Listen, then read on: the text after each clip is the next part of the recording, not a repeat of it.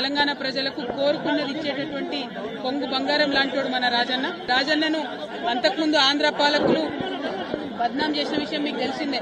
వేములవాడకు వస్తే వాళ్ళు ఎలక్షన్ గెలవరని చెప్పి అపవాదు పెట్టి వేములవాడ క్షేత్రాన్ని దేవుళ్లను కూడా బద్నాం చేసిన పరిస్థితి ఉండే ఒకప్పుడు.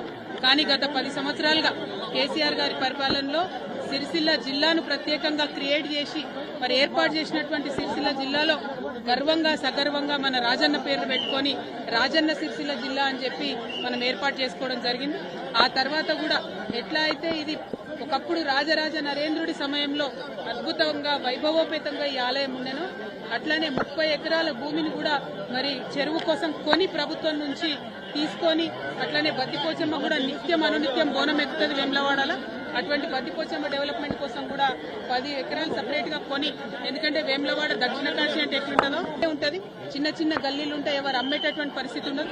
అయినా ప్రభుత్వం చొరవ తీసుకొని దాదాపు 250 కోట్ల పైచిలకు కేవలం ఆలయం అభివృద్ధి కోసమే ఖర్చు చేసినటువంటి ఘనత కేసీఆర్ గారి ప్రభుత్వానికి దక్కిందన్నది నేను ఈ సందర్భంగా తెలియజేస్తూ, మరి ఆ డెవలప్మెంట్ కొనసాగాలి.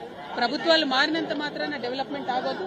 ఇప్పుడు ఏవైతే 30 ఎకరాలు మేము అక్కడ కొని మా ప్రభుత్వం నుండి రాజన్న వారి ఆలయానికి ఇచ్చినామో, మరి ఆలయంలో గుడి చెరువు దగ్గర డెవలప్మెంట్ అన్నది ఆగిపోయిందని ప్రయవారులు చెప్తా ఉన్నారు.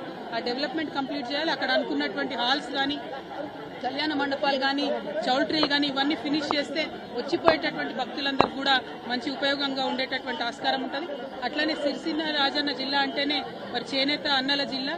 మరి అదేవిధంగా చేనేతల కోసం కూడా అనేకమైనటువంటి కార్యక్రమాలు గౌరవనీయులు కేటీఆర్ అన్నగారు కూడా పెద్ద ఎత్తున టేకప్ చేయడం జరిగింది. కానీ అవన్నీ కూడా ఇప్పుడున్నటువంటి ప్రభుత్వ హయాంలో పడకేసిన ఈ నేతన్నకి ఇస్తా అన్నది ఏది కూడా ఇస్తలేరు.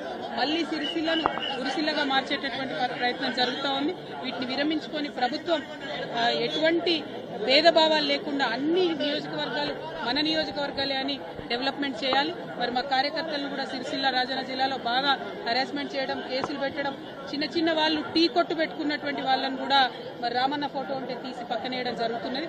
ఇంత భేదభావం అవసరం లేదు. ఇవాళ పండగ పూట రాజకీయం మాట్లాడద్దు అనుకున్నా, కానీ మనకు తెలంగాణ ఉద్యమ సందర్భమైనా కూడా ఎప్పుడైనా కూడా గుడైనా బడైనా చెప్పేది గంటపతంగా చెప్పేటటువంటి నిజాయితీ ఉన్న వాళ్ళం కాబట్టి ఈ అంశాలు కూడా చెప్పాల్సి వస్తుంది. మరొక్కసారి ప్రభుత్వాన్ని రిక్వెస్ట్ చేస్తున్నాం, ఏదైతే డెవలప్మెంట్ వేములవాడలో సాగిందో అది కొనసాగించాలని కోరుతా ఉన్నాం.